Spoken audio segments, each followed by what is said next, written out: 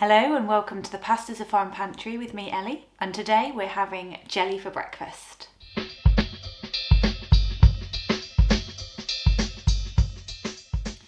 Today's recipe is from Elizabeth Raffald's 1769 work, The Experienced English Housekeeper.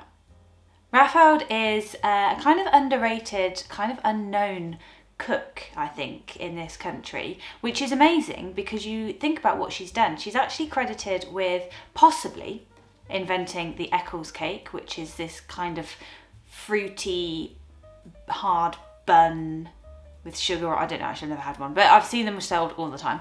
And she's the first person to come up with the bride cake, which went on to become the modern day wedding cake. So actually she's kind of influential in modern cooking. She's plagiarised by Mrs. Beeton. She has had her work copied and she has had it reproduced countless times, really. So she's kind of a big deal, and yet I hadn't heard of her particularly until today's recipe. Now, one of the things that Raffald did particularly well was create recipes for jelly. And the thing that she did very, very well, to the point that Queen Victoria used this recipe, was create jelly sculptures, things that were made out of jelly that looked like other things.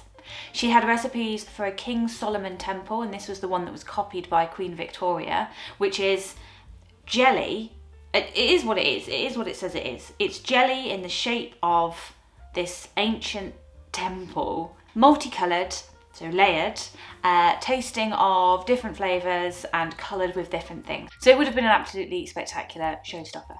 She also has lots and lots of recipes for other kinds of jelly. So a fishbowl, to make a fishbowl in jelly, which is clear jelly with a candied lemon peel nest suspended in the middle, with then jellied eggs of different colours in the middle of that nest, and the whole thing is encased in a clear jelly. And I was going to have a go at this until I had a few practice runs and realised I don't think anyone's ever made that. I don't even think Elizabeth Raffald has made it. It is impossible. So what is it that I am actually making today? Well, I am making eggs and bacon in Flummery. And what is Flummery? Well, Flummery is jelly that has had cream added to it. And to make Flummery, you need to first make jelly and then you add cream to it. And then that's what the Flummery is. It's basically a blancmange. So I needed to start with a recipe from Elizabeth Raffald for the jelly. And I had sort of maybe falsely hoped that I could just whack in a packet of gelatin into water, mix it around, then add some cream to that, and away we go. But I can't, because Elizabeth Raffald's recipe for jelly includes the use of calf feet. Now, if gelatin isn't widely available, and before gelatin was invented, this was the way that you would make your jelly, and jelly was quite a common dish for invalids particularly, so it was being made. And what you would do is you would get your calf feet and you would boil them, because they're very, very rich in gelatin and collagen and things like this. You would boil them like the hell out of them for hours and hours and hours. Take the calf feet out, you drain it, or you strain it, take the calf feet out, strain it some more, and then eventually you'd end up with this very light golden liquid that should be see-through, that would then set into a really solid wobbly mass. And this would be your calf's foot jelly, which would then go on to be the base of various other jellies or flummeries. So that was the first thing that I had to do, was to make calf's feet jelly. And then having done that, I would add the cream and the colouring to it and turn it into flummery, bacon and egg in flummery. And here is where I need to channel my inner Heston Blumenthal, whatever, and think about when I'm making something that looks like something, but it's not that thing.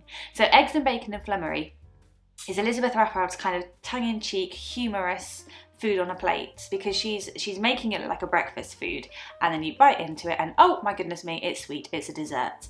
She's not alone in doing this. Foods that look like other things are like medieval people are doing this. So she's part of a long tradition of making food look like something else. But I was particularly grabbed by this because I actually think when you see the end result, it looks pretty deceptive. So the first thing I had to do though, before I could get to that stage, was make my calf's foot jelly. And that was difficult. Getting hold of calf's feet, very, very hard to do. Not a lot of butchers sell them because there is weirdly not a call for calf's feet anymore. So I had to get hold of some calves feet, and I wanted to make sure that I did it ethically, so it involved quite a lot of research, but I managed to get hold of 2 calves feet. I then had to get over my squeamishness, which I was surprised by because I generally don't mind things like that, but for some reason this really did throw me. Boil them for ages and then extract the jelly and then make my flummery that way. So the first thing that you're going to see is a recipe for calves feet. Now if you can't get hold of calves feet, or you just don't care that enough to make it that way and you're just going to use normal gelatin, feel free to crack on and just use what you can get in a shop. But if you can get hold of calves feet, or you would like to have a go at this, then this is what you're going to need. To make calves foot jelly, you will need 2 clean calves feet split in half, 6 pints of water, 5 eggs, 4 or 5 tablespoons of Madeira or other sweet light wine, 250 grams of sugar, 2 lemons. Place the calf feet in a pan and cover with the water. Bring to just a simmer and skim off all of the scum. This can take up to half an hour or even longer. Leave the calf feet to simmer for 6 or 7 hours. Once the time has passed, remove the feet and discard.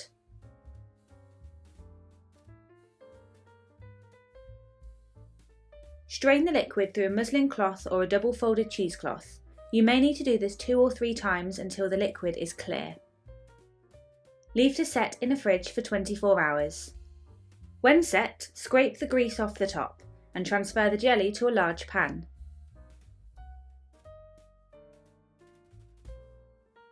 Separate the yolks and whites from your eggs and whisk the whites into firm peaks.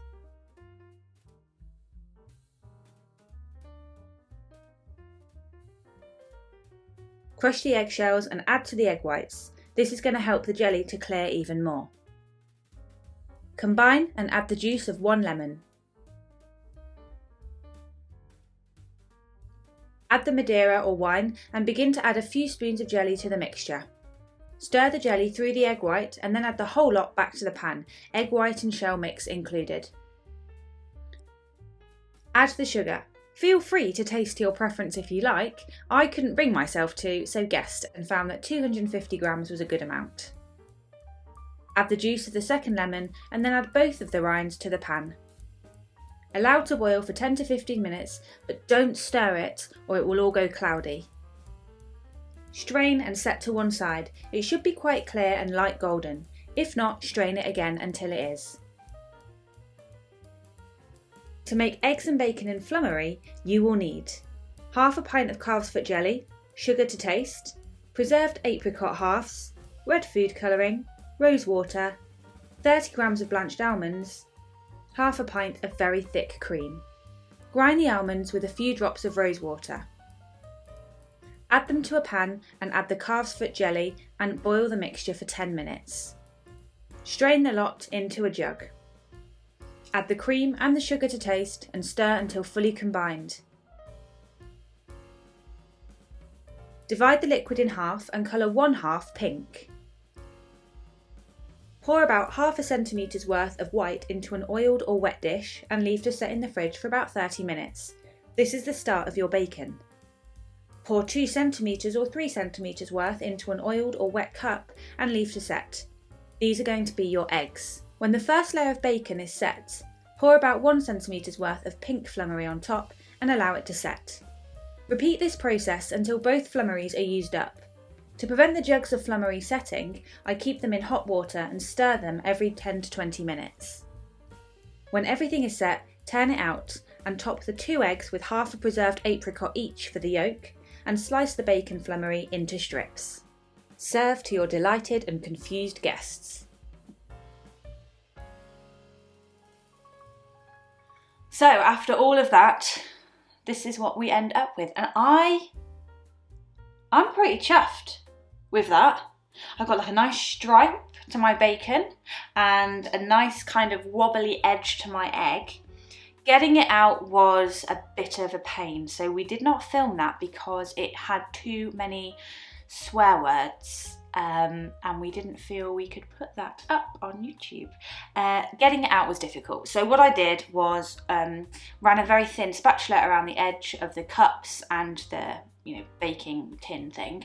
And then I very quickly dunked it in hot water, but not so that water went in, just so it went round.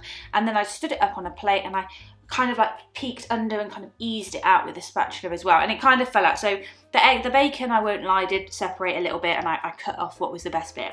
The eggs weren't too bad, but as you can see, they've got like raggedy edges, I think, from where I ran the spatula around. So if you do that, just be aware, just be quite gentle. In terms of texture, it is softer than modern jelly. It's much more like a blancmange, but like a stiff blancmange. So you can't handle this. Once it's on the plate, it's pretty much there. So if you do want to make it and you want to move it around, wet your plate first and then you can move it around on the water, because if you put it onto a dry plate, it's not moving. So I know it shouldn't taste of meat,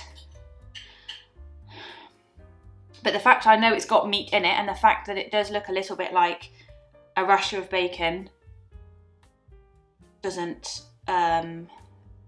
fill me with lots of confidence, but that's okay.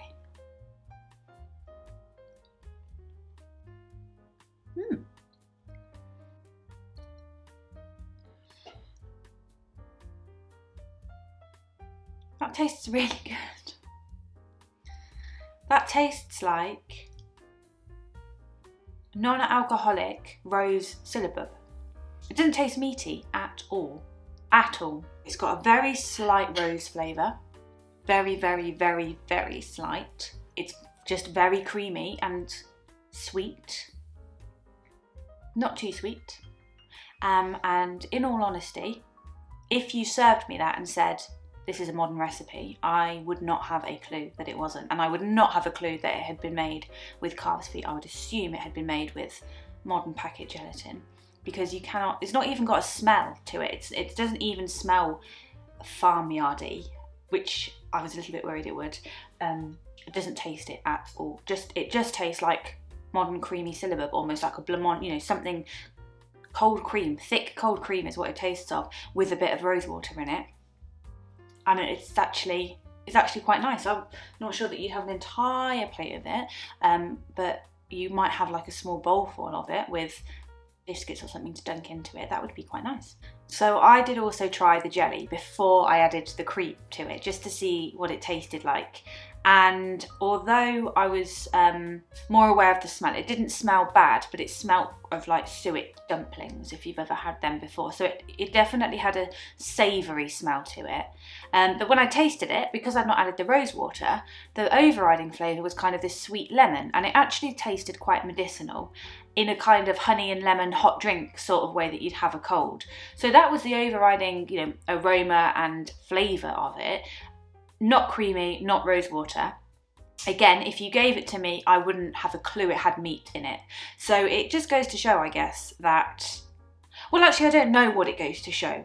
I don't know what it goes to show. There's no lesson to this particular video, okay?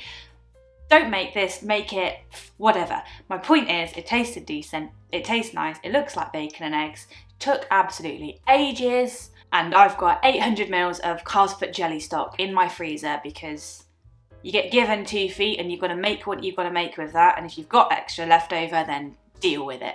So I have to go and find more recipes that use calves foot jelly, or leave it in my freezer and pretend it doesn't exist.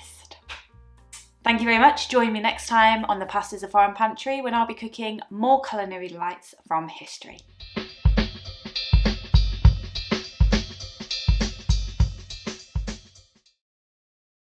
I swear to, if this tastes like foot, no, I'm not joking, if this tastes like foot, I'm never doing another video.